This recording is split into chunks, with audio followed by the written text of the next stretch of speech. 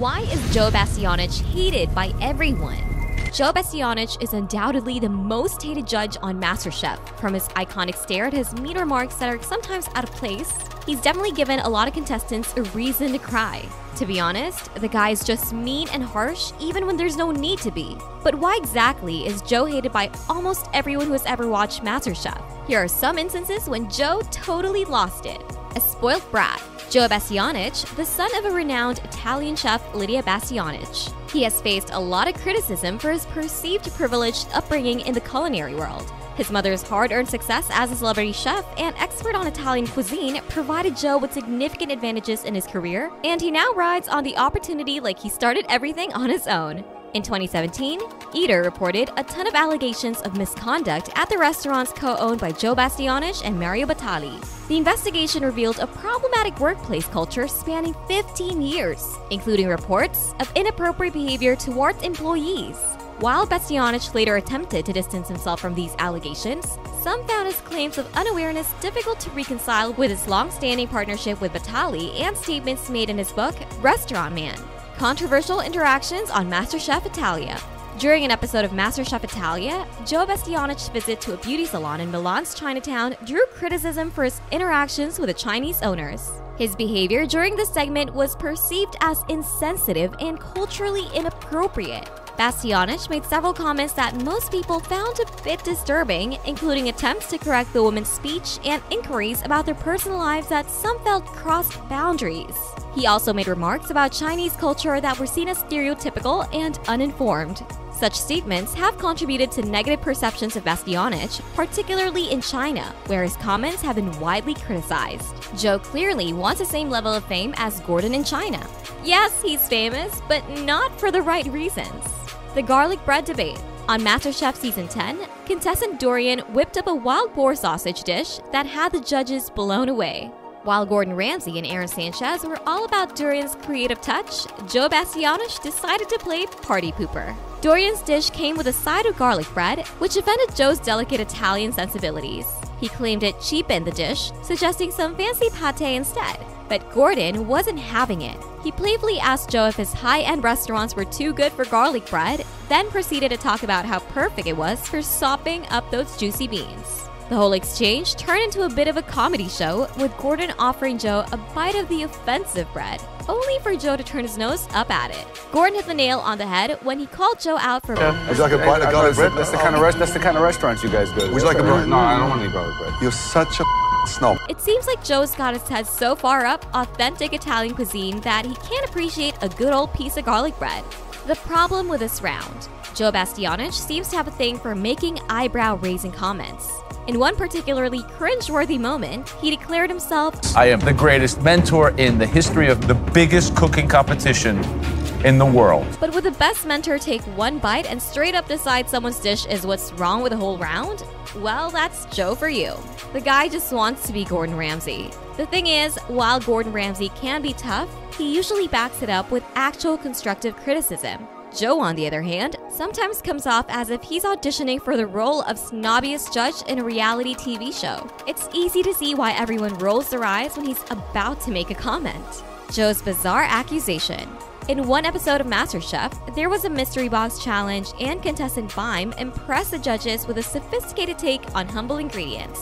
His potato hash with tomato and basil salsa had Gordon Ramsay singing praises, calling it beautifully seasoned with finesse. But leave it to Joe to ruin everything. In a bizarre twist, he accused Bime of trying to deceive the judges, claiming the dish smelled like a fake. Apparently, the combination of poached eggs and bacon was just too outlandish for Joe's refined palate. When Bime explained that the dish represented his aspirations as a chef, Joe went on a long-winded rant before even tasting the food. It's moments like these that make you wonder if Joe's trying to channel Gordon Ramsay's tough love approach, but missing the mark entirely.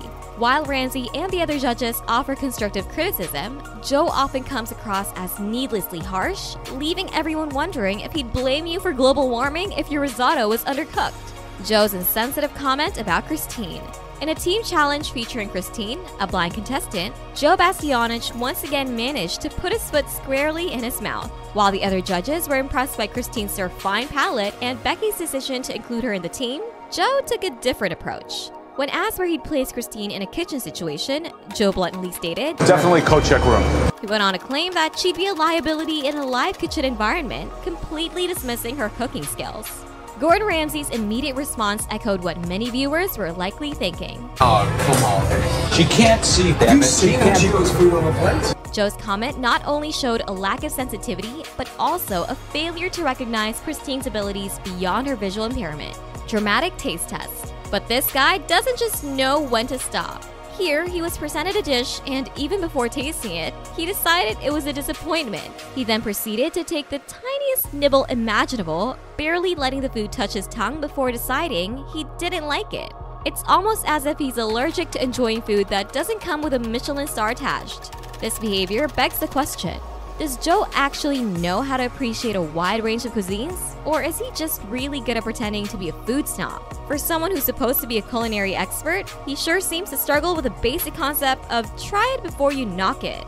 Totally out of place. When contestant Gordon presented his Nashville hot quail dish, Joe initially seemed impressed. He even went as far as to call it perfection and claimed he'd never tasted anything quite like it before. Gordon, I've never tasted anything quite like that before. But in true Joe style, he couldn't resist adding a dash of criticism to his praise. Despite acknowledging the dish's many well-executed elements, Joe complained that it lacked the cohesiveness of one conceptualized appetizer. When Gordon explained the traditional Southern inspiration behind his dish, Joe doubled down, suggesting it was time for Gordon to fly beyond his roots. Thankfully, Aaron Sanchez stepped in to disagree, appreciating Gordon's homage to his background and praising his mastery of frying techniques. Gordon Ramsay also commended the dish, showing once again that Joe's palate might be permanently stuck in a fancy Italian restaurant. It's moments like these that make you wonder if Joe has ever set foot in a regular person's kitchen. His insistence on everything being European cuisine reveals a narrow view of what constitutes good food. Maybe if Joe spent less time being a snob and more time actually cooking, he'd appreciate the beauty in a well-executed comfort dish. European bias. Maybe Joe has something he hasn't told us, or he's just racist, but it seems the guy thinks only European food is regarded as fine dining. It's as if Joe thinks the culinary world is divided into two categories: fancy European food and hawker food. Let's talk about the entrees. You have starred European restaurant food versus hawker stand street food. The guy straight up does not want to see anything that is not pasta or pizza. For someone who's supposed to be a culinary expert, Joe sure seems to have a lot of blind spots when it comes to global cuisine. European or nothing.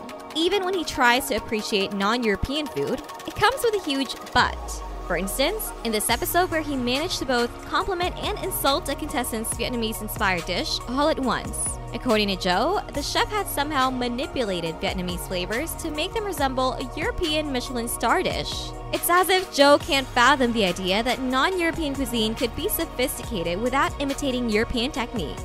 His comment implies that Vietnamese flavors are only praiseworthy when they're dressed up to meet his Eurocentric standards. While Joe did acknowledge the dish's complex flavors, his framing of the praise is telling. It's like he's saying, What you did is take Vietnamese flavors and techniques and somehow manipulated them into seeming like it's a European Michelin star dish. It's got a lot of explosions of flavor. Every bite's a mystery and a discovery at the same time. This backhanded compliment reveals Joe's deeply ingrained bias and his limited understanding of global culinary traditions. Seriously, has this guy ever considered that maybe, just maybe, Vietnamese cuisine or any other non-European cuisine, for that matter, doesn't need to emulate European standards to be excellent? His comment suggests a judge who's more interested in reinforcing his own culinary prejudices than truly appreciating the diverse world of food. Perhaps Joe could benefit from expanding his palate beyond the confines of his European comfort zone.